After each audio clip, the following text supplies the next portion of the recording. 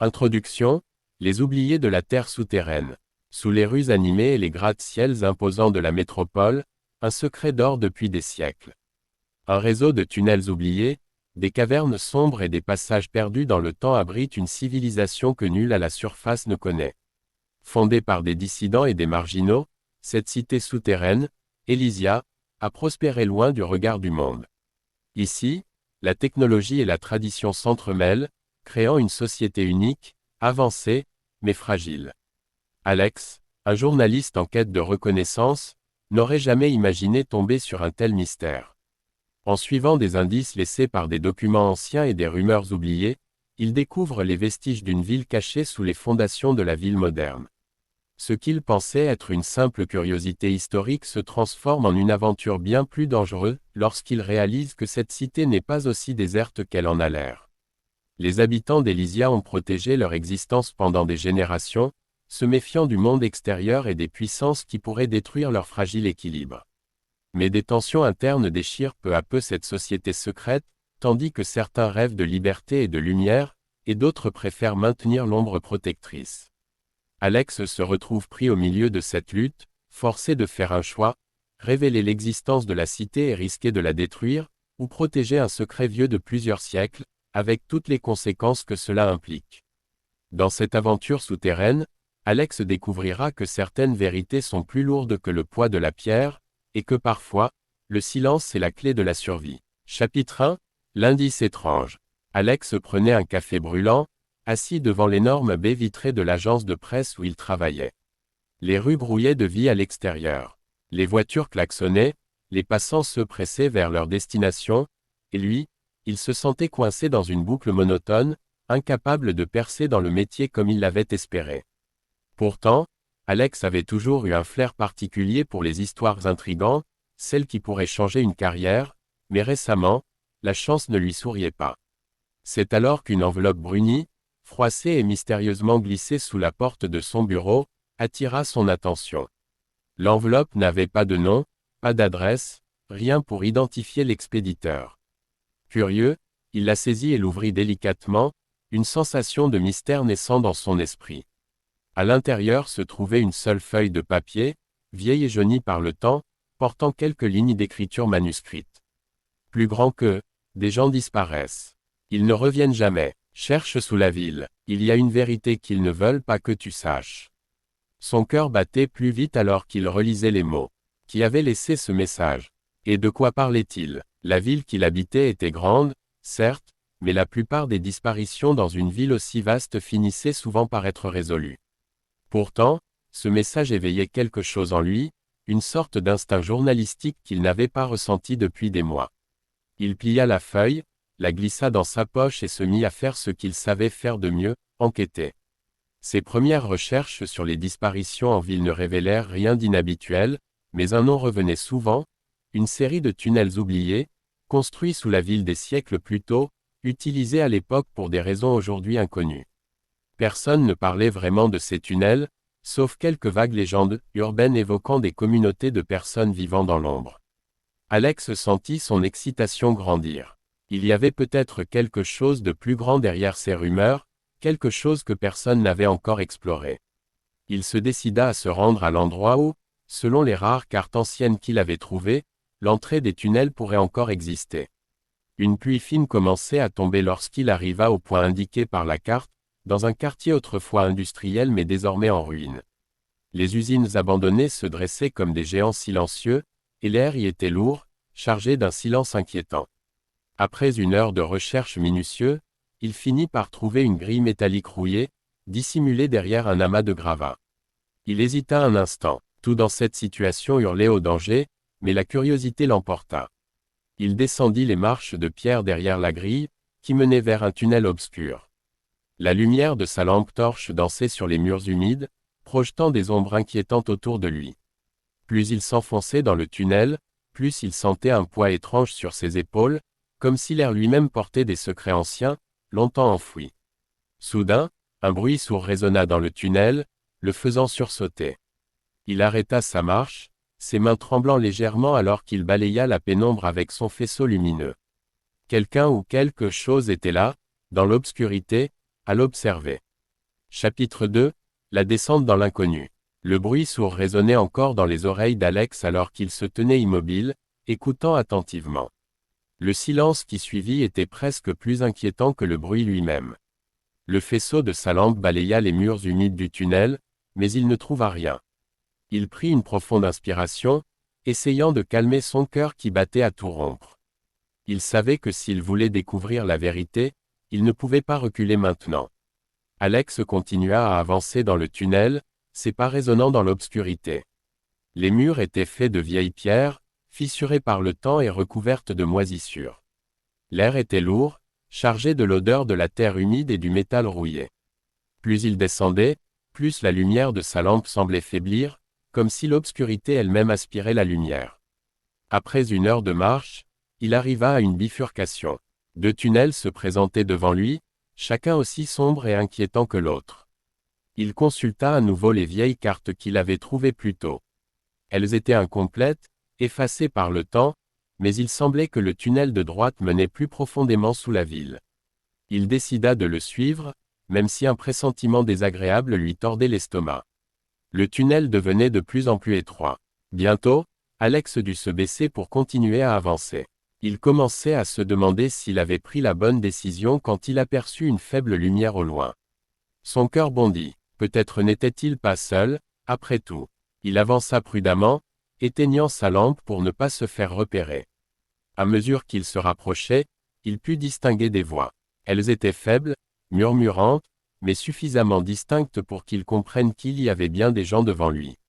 Il se cacha derrière un pilier de pierre et jeta un coup d'œil. La scène qui se déroulait sous ses yeux le laissa sans voix. Devant lui, dans une cavité plus large du tunnel, se tenait un groupe de personnes, vêtues de longues robes grises. Elles semblaient discuter autour d'une grande table en bois grossièrement taillée. La lumière provenait de plusieurs torches accrochées au mur, projetant des ombres dansantes sur les visages graves des individus. Ils parlaient dans une langue qu'Alex ne comprenait pas. Il essaya de se concentrer pour capter quelques mots, mais ce fut inutile. Toutefois, ce qui attira son attention, c'était ce qu'ils entouraient sur la table, un plan détaillé de la ville souterraine. Alex réalisa alors qu'il venait de découvrir quelque chose de bien plus grand que ce à quoi il s'attendait. Il n'avait pas seulement trouvé des tunnels abandonnés. Il avait trouvé une société secrète, vivant sous la ville, à l'insu de tous. Il recula lentement, essayant de ne pas faire de bruit, mais dans sa précipitation, il trébucha sur une pierre et s'écrasa au sol. Le bruit résonna dans le tunnel, attirant immédiatement l'attention du groupe. « Qui va là » cria l'un des hommes en se levant brusquement. Alex tenta de se relever et de s'enfuir, mais une main puissante se referma sur son bras avant qu'il ne puisse faire un pas de plus. Il se retrouva face à un homme grand et imposant, le regard sévère et méfiant. « Qu'est-ce que tu fais ici » gronda l'homme, sa voix résonnant dans l'étroitesse du tunnel. Alex hésita, ne sachant pas quoi répondre. Il avait l'impression que chaque mot qu'il dirait pourrait empirer sa situation. Il se contenta de garder le silence, priant pour que cela ne déclenche pas la colère de son assaillant. « Emmenez-le à Elysia » ordonna l'homme sans attendre de réponse. 2 autres hommes apparurent de l'ombre et prirent Alex par les bras, le tirant vers la sortie du tunnel. Malgré ses efforts pour se débattre, il était impuissant face à la force des 2 individus. Ils le traînèrent à travers un dédale de passage souterrain jusqu'à une grande porte de métal, dissimulée derrière une chute de pierre. Lorsqu'ils l'ouvrirent, Alex eut le souffle coupé par ce qu'il vit. Derrière la porte, se trouvait une vaste cité souterraine, éclairée par d'étranges lumières suspendues au plafond. Les bâtiments étaient faits de pierre et de métal, formant une architecture complexe et impressionnante. Des passerelles s'étendaient au-dessus de larges avenues souterraines, où des gens allaient et venaient, comme dans une ville ordinaire. « Bienvenue à Elysia » murmura l'un des hommes avec une pointe de fierté dans la voix. Alex ne put répondre. Il était à la fois émerveillé et terrifié. Il venait de découvrir un secret caché depuis des siècles. Mais que lui arriverait-il maintenant qu'il avait franchi les portes de cette cité inconnue? Chapitre 3. Le premier contact. Alex fut conduit à travers les rues d'Elysia, ses yeux écarquillés par l'étrangeté du monde qu'il découvrait. La cité était un mélange de technologie avancée et de structures médiévales. Des passerelles en métal suspendues côtoyaient des bâtiments en pierre antique. Les habitants le regardaient d'un œil méfiant alors qu'il passait sous bonne garde. Il fut emmené dans un grand bâtiment qui semblait être le centre de pouvoir de la cité. Les gardes le conduisirent dans une salle de réunion où une femme au regard perçant l'attendait. Elle se tenait droite, entourée de conseillers. « Je suis Élysia, la dirigeante de cette cité, dit-elle d'une voix calme mais autoritaire. Qui es-tu, et pourquoi es-tu ici ?» Alex se présenta rapidement, essayant de cacher son anxiété. Il expliqua qu'il avait découvert les tunnels par hasard, en suivant une série d'indices qui l'avaient mené jusqu'à cette cité. Élysia l'écouta sans l'interrompre. Très peu d'étrangers atteignent nos portes, encore moins en repartent. Tu as mis notre existence en danger en venant ici. Alex sentit un frisson le parcourir. Je ne voulais pas causer de problème. Je suis juste un journaliste, mais maintenant que je suis ici, je dois comprendre ce qui se passe. Élysia haussa un sourcil. Il y a des choses dans cette cité que tu ne comprendras jamais, mais tu resteras pour le moment. Nous avons des règles strictes, et tant que tu es ici, tu devras les suivre. Ainsi commença le séjour d'Alex dans Élysia. Il était étroitement surveillé, mais il put explorer la cité et en apprendre plus sur ses habitants. La société souterraine avait été fondée des siècles plus tôt par des dissidents politiques et intellectuels qui avaient fui la surface pour échapper à la persécution. Depuis, ils avaient prospéré, développant des technologies avancées et une organisation rigoureuse pour maintenir leur existence cachée du monde extérieur. Mais Alex sentait que quelque chose d'autre se tramait sous la surface. Il entendait des rumeurs de conflits internes, des murmures de rébellion contre l'autorité d'Élysia. Certains habitants étaient fatigués de vivre dans l'ombre et souhaitaient retourner à la surface. D'autres craignaient que l'exposition au monde extérieur ne détruise leur mode de vie. Chapitre 4 – Les secrets de la cité. Au fur et à mesure que les jours passaient, Alex tissa des liens avec certains habitants, notamment avec Lia, une jeune femme brillante, née dans la cité, mais désireuse de voir le monde extérieur. Lia lui révéla que la cité n'était pas aussi parfaite qu'elle en avait l'air. Un groupe rebelle, appelé les Éclairés, cherchait à renverser Élysia pour ouvrir la cité au monde extérieur. Lia lui montra des endroits cachés de la cité, où les Éclairés se rassemblaient secrètement. Alex, toujours en quête de vérité, fut tiraillé. Devait-il se mêler de cette lutte interne, ou se contenter de rester un observateur? Il comprit rapidement que la situation était explosive. D'un côté, Élysia tenait fermement à préserver le secret de la cité, de l'autre, les Éclairés voulaient l'exposer au grand jour, avec toutes les conséquences que cela pourrait avoir. Chapitre 5 – Révélation douloureuse. Alors qu'Alex enquêtait discrètement sur les activités des Éclairés, il fit une découverte inquiétante: la cité souterraine n'était pas totalement isolée du monde extérieur. Élysia et son gouvernement avaient des contacts secrets avec certaines grandes puissances à la surface, vendant des technologies avancées en échange de leur silence. Cette révélation le bouleversa. La société idéale qu'il croyait avoir découverte n'était qu'une façade. Élysia utilisait des manipulations politiques pour garder la cité intacte, tout en vendant des informations à ceux qui pouvaient les détruire. Alex se retrouva alors au cœur d'un dilemme moral: devait-il révéler ces informations aux Éclairés, ou accepter que cette corruption était nécessaire pour protéger la cité? Chapitre 6 – La conspiration. Les tensions atteignirent leur paroxysme lorsque les Éclairés mirent en place un plan pour renverser Élysia. Ils prévoyaient d'attaquer la salle de commandement et de diffuser des informations sur la cité à travers les réseaux souterrains jusqu'à la surface. Alex fut invité à rejoindre le mouvement et à utiliser ses compétences de journaliste pour exposer la vérité. Cependant, il n'était pas sûr.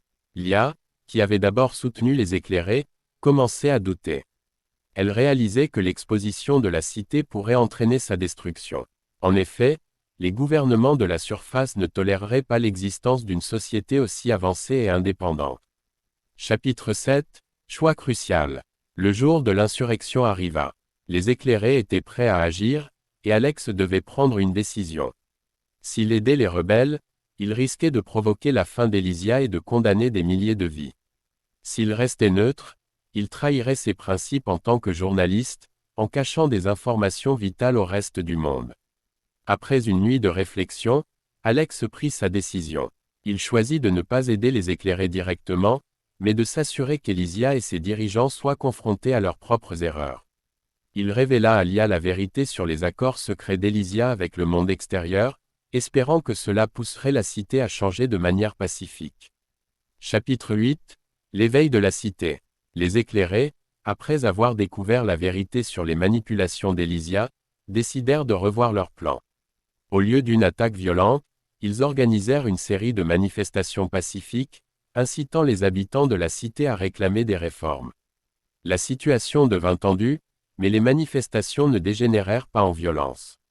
Elysia, mise sous pression, dut faire face aux critiques. Elle finit par admettre publiquement les accords secrets avec la surface et promit de réformer la gouvernance de la cité. Chapitre 9. L'aube nouvelle. Les réformes commencèrent dans Elysia. Alex, qui avait été témoin de tout, choisit de rester dans la cité pour documenter ce moment historique. Les habitants de la cité furent peu à peu autorisés à explorer le monde extérieur, sous certaines conditions. Les technologies avancées d'Elysia furent partiellement partagées avec le monde, mais sous des accords stricts. Lia fut l'une des premières à quitter la cité pour découvrir la surface. Elle et Alex se dirent adieu, sachant que leur chemin venait de prendre des directions différentes, mais que leur choix avait permis de sauver une civilisation secrète. Épilogue. Une vie cachée. Des années plus tard, Alex, devenu un membre respecté de la communauté d'Elysia, continue d'écrire sur l'évolution de cette société unique. La cité souterraine n'est plus totalement cachée, mais elle a su garder ses mystères et ses traditions tout en s'ouvrant progressivement au monde. Alex a fait la paix avec son rôle, sachant que la vérité ne devait pas toujours être dévoilée brutalement pour être efficace. Elysia, la cité souterraine autrefois oubliée, est maintenant une source d'inspiration pour ceux qui cherchent un équilibre entre le passé et l'avenir, entre l'ombre et la lumière.